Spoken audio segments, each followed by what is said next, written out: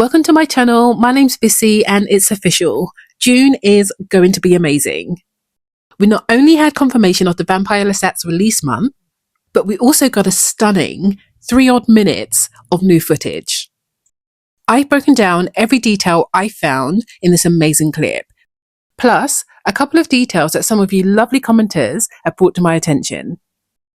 And if you're enjoying my videos, please let me know by hitting like and subscribe.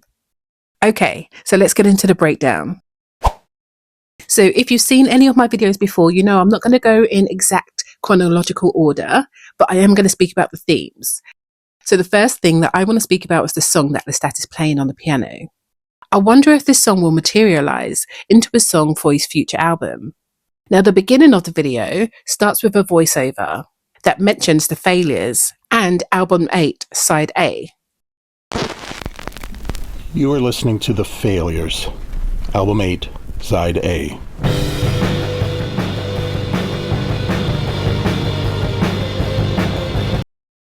If I'm interpreting this correctly, where are albums 1 through 7?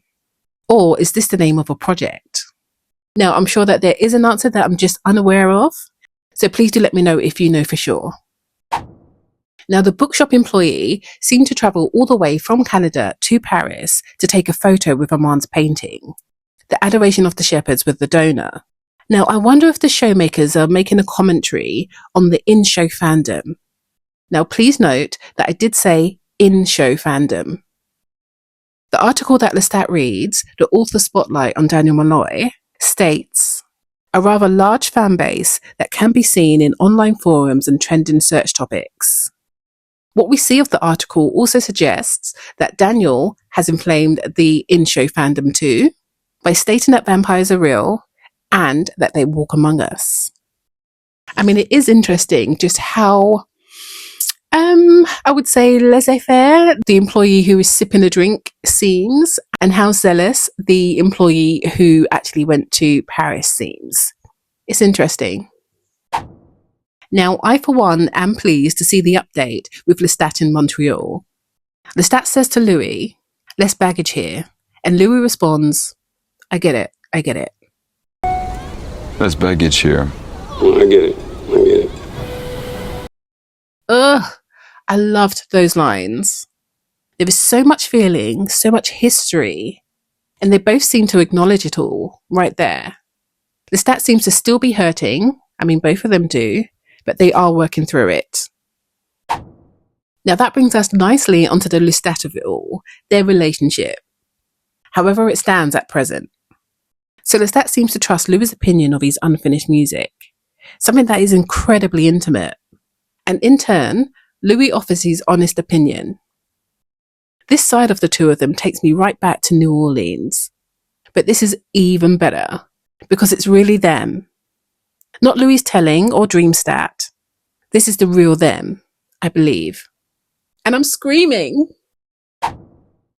Louis also flirtily says, you want me to come and see your guest room? Implying that the guest room is not where he intends to stay. Louis also sounds like he's setting boundaries with Lestat.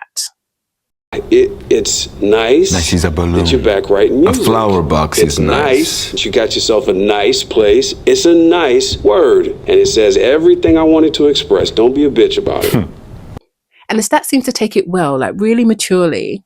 And of course, this all makes sense. Lestat playfully says, come to me, to Louis.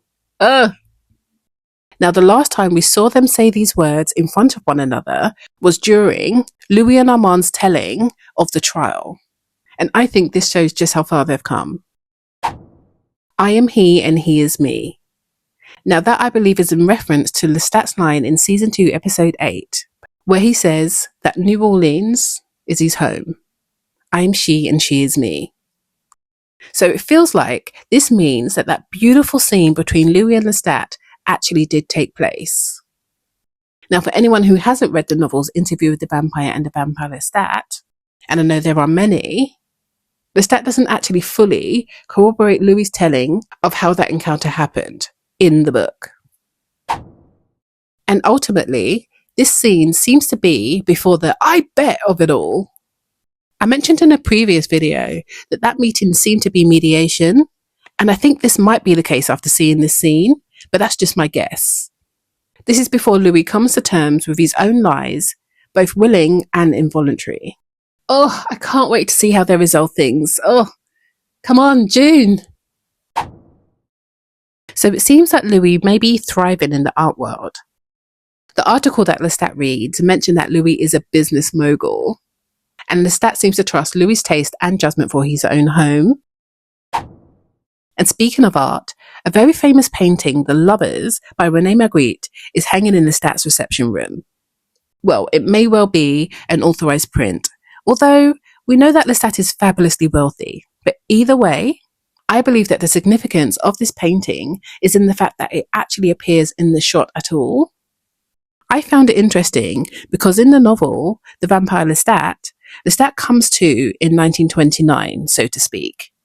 Now, not when he reawakens, of course, that happens in the novel in 1985, but he seems to come to in 1929, and that's just 1 year after The Lovers was painted.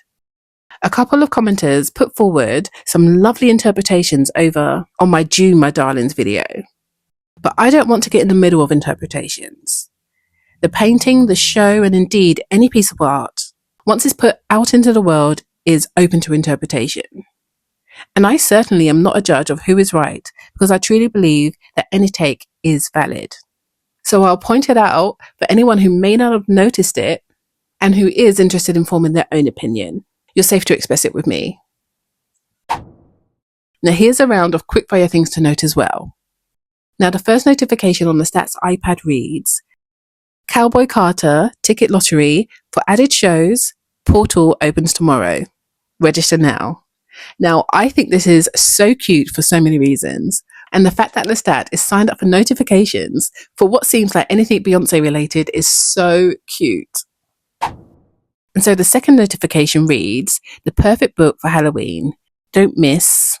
And I couldn't read, I just couldn't make out the sort of middle connecting word.